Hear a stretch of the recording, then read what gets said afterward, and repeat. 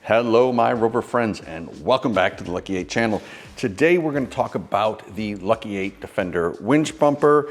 We've done some updates to it so it can take the factory camera housing, and I'm going to walk you through how I put in the park distance sensors, what I do, how I do it. Cue the intro.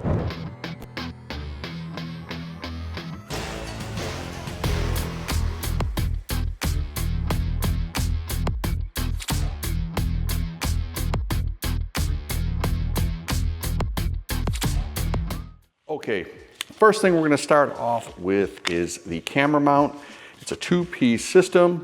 The camera is designed to fit in the bracket here. It's the same on the Defender, the factory winch housing. So we just borrowed that bracket and made it work with our bumper. This plastic piece will slide right on the metal here like so.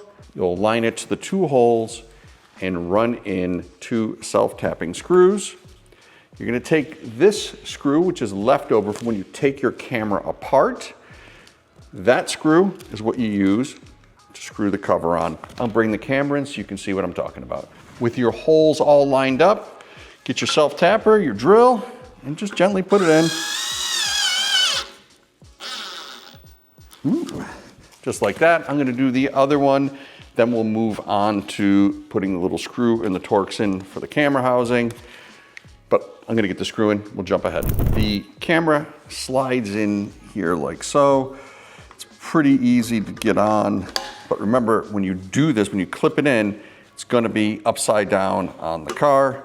What I like to do is take that screw that we pulled out, kind of get it started, and run it in a little bit. Ooh, where's my ratchet? I'll be right back. That makes it easier.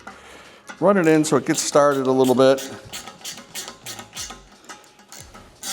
When you're under the car, when you're under there, it'll line up and be easier for you. Yes, you can snap it in, and if you get it in there good, it stays on. Take the extra 30 seconds and then run that screw in.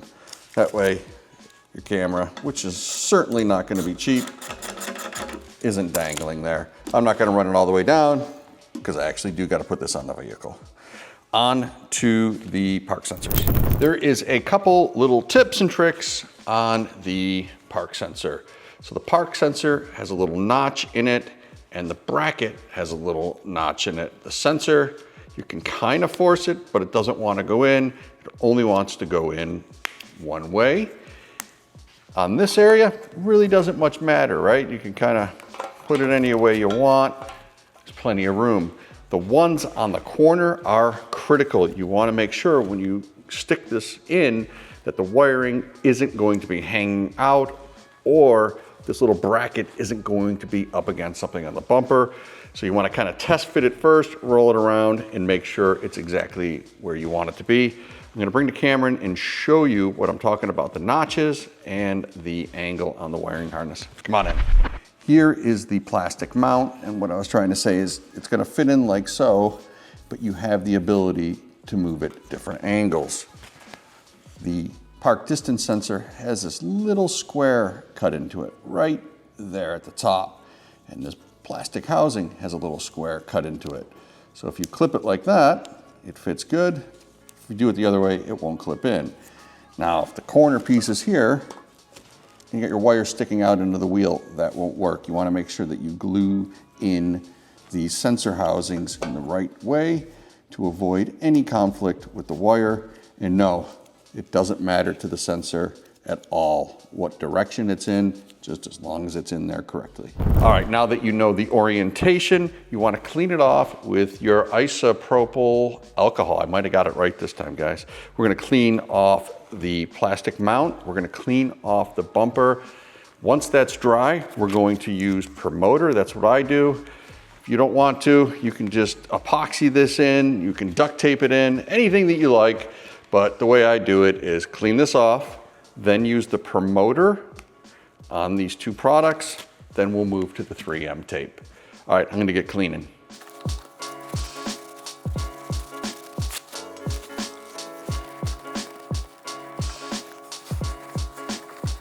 Now that all the surfaces are clean, I get my 3M promoter little pad, and I just kind of wipe down the area where it's gonna stick. There we go.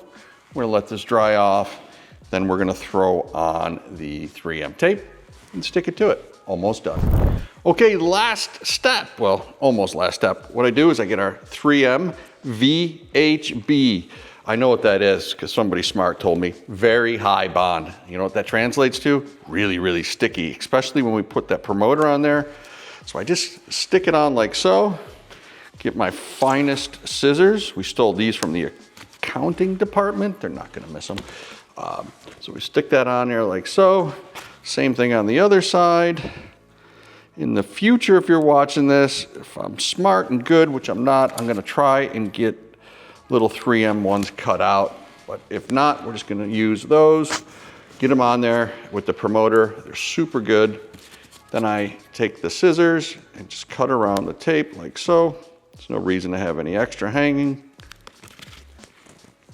Simply peel off the cover.